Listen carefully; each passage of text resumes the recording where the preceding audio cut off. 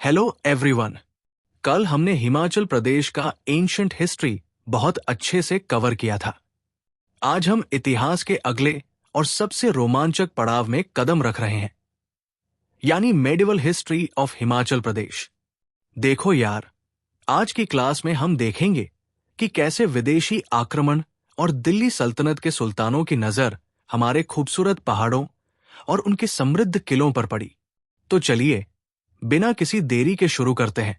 मध्यकाल की शुरुआत में सबसे पहला और खतरनाक नाम आता है महमूद गजनबी का, जिसने भारत पर 17 बार आक्रमण किए। जब गजनबी ने पहाड़ों का रुख किया तो ट्रांसवाल्स के शाही राजा आनंद पाल ने पहाड़ी राजाओं को मिलाकर एक संघ यानी कॉन्फेडरेसी बनाई। लेकिन किस्मत ने साथ नहीं दिया। युद्ध के मैदान में आनंद पाल का हाथी डरकर भाग गया, जिससे सेना में भगदड़ मच गई और आनंद पाल ये युद्ध हार गया। इसका नतीजा क्या हुआ? महमूद गजनबी ने 1009 एडी में कांगड़ा के नगरकोट पर हमला किया और यहां के मंदिरों और किलों से बेहिसाब खजाना लूटा। नगरकोट पर तुर्कों का यह कब्जा 1043 एडी तक रहा, जब दिल्ली के तोमर राजा महिपाल ने तुर्कों को यहां से खदेड़कर इस शासन का अंत किया। तुर्कों के बाद बारी आई तुगलक वंश की। सबसे पहले 1337 में मोहम्मद बिन तुगलक ने नगरकोट के राजा पृथ्वी चंद को हराने के लिए एक बड़ी सेना भेजी। लेकिन इसके बाद जो हुआ वो एग्जाम्स के लिए सुपर इंपॉर्टेंट है। गद्दी पर बैठे कांगड़ा के राजा रूपचंद। राजा रूपचंद काफी आक्रामक थे। उन्होंने दिल्ली तक के मैदानी इलाकों को लूट लिया। इसी बात का बदला लेने के लिए फिरोज शाह तुगलक ने 1365 एडी में नगरकोट के किले को घेर लिया। दोनों के बीच समझौता तो हो गया, लेकिन फिरोज शाह तुगलक यहां से ज्वालामुखी मंदिर की 1300 संस्कृत की किताबें अपने साथ दिल्ली ले गया। उसने इन किताबों का फारसी, पर्शियन में अनुवाद करवाया। अनुवाद करने वाले लेखक का नाम था अजुद्दीन खालिद खानी और उस किताब का नाम रखा गया दलाई आई फिरोज शाही। इसे बिल्कुल रट लो। अब आगे बढ़ते हैं साल 1398 से 1399 पर, जब भारत पर तैमूर लंग का कहर टूटा।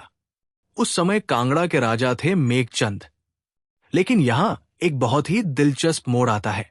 जब तैमूर पहाड़ों को लूटते हुए वापस लौट रहा था, तब हिंदूर यानी आज के हमारे नलागढ़ का शासक था राजा आलमचंद।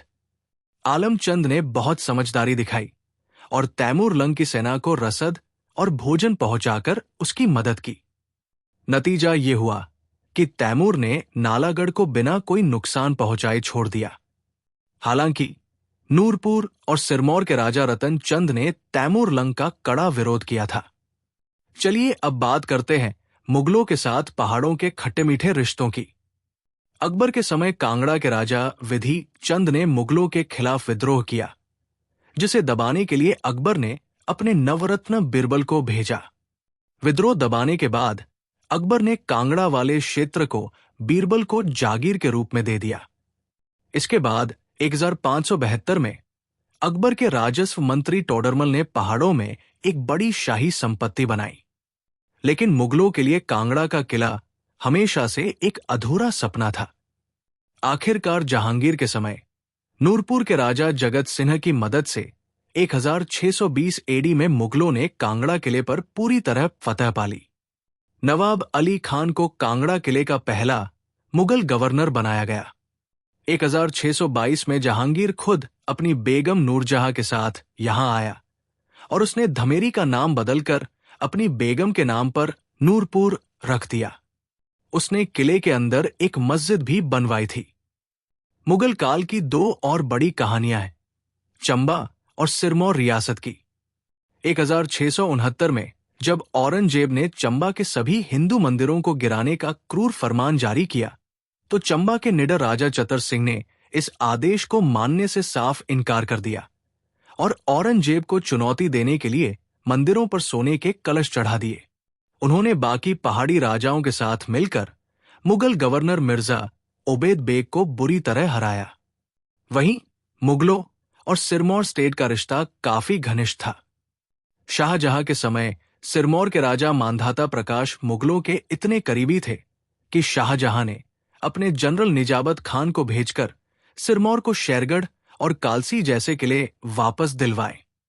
आगे चलकर औरंगजेब ने राजा सौभाग्य प्रकाश को इलाके गिफ्ट किए और राजा मेदिनी प्रकाश को मस्त प्रकाश की शाही उपाधि दी। और इन्हीं के समय 10वें सिख गुरु गोविंद सिंह जी भी सिरमौर आए थे और पौंटा साहिब की स्थापना की थी।